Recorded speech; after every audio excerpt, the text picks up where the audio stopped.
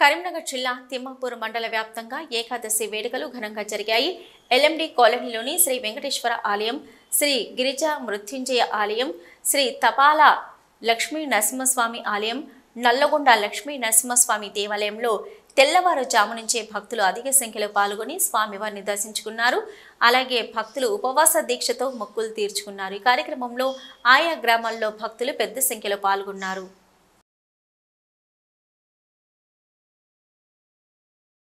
ఈరోజు తొలి ఏకాదశి పండుగను పురస్కరించుకొని మన శ్రీ తాపాల లక్ష్మీ నరసింహస్వామి దేవాలయంలో ఉదయం 5:30 గంటలకు అభిషేకము, పంచామృతాలతో ఫలపుష్ప పంచామృతాలతో అభిషేకం జరిగింది. ఆ తదుపరి ఆరగింపు 10:30 గంటలకు లక్ష్మీ నరసింహస్వామి గారి కళ్యాణ మహోత్సవాన్ని నిర్వహించడం జరిగింది.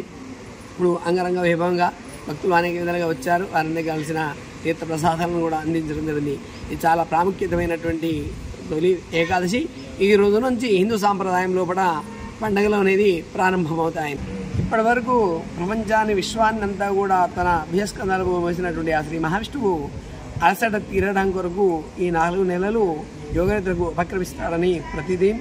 ఈ 4 నెలలు అత్యంత గౌరవంగా అత్యంత భక్తి ప్రపదలతో శ్రీ మహావిష్ణువును నిత్యము పూజించడం వల్ల ఆయన మరలా శక్తిని పుంజుకొని మరలా ఈ విశ్వాన్ని అంతా కూడా తన భుజస్కంధాలపైనే మోసుకొని ప్రపంచాన్ని అంతా కూడా పాలిస్తాడని ఒక ప్రతీతి ఉన్నది. కాబట్టి ఈరోజు తొలి ఏకాదశి, దీనినే శయనేకాదశి అని చెప్పేసి పిలుస్తూ ఉంటాము.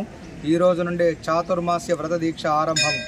ఇట్టి మహిమాన్వితమైనటువంటి ఈ రోజు పురస్కరించుకొని మన దిగువ మానేరుపురంలో వేంచేసి ఉన్నటువంటి శ్రీ భూనీలా సహిత శ్రీ లక్ష్మీ వెంకటేశ్వర స్వామి వారి యొక్క సన్నిధానమున ఉదయం నుండి విశేషమైనటువంటి పూజా కార్యక్రమాలు ఆరంభమయ్యాయి. ఇట్టి కార్యక్రమంలో భక్తులు నలుమూలల నుండి కూడా విశేషంగా రావడం జరిగింది. ఇట్టి భక్తులకు ఇబ్బంది తలెత్తకుండా అన్నీ కూడా ఏర్పాట్లు గావించడం జరిగింది.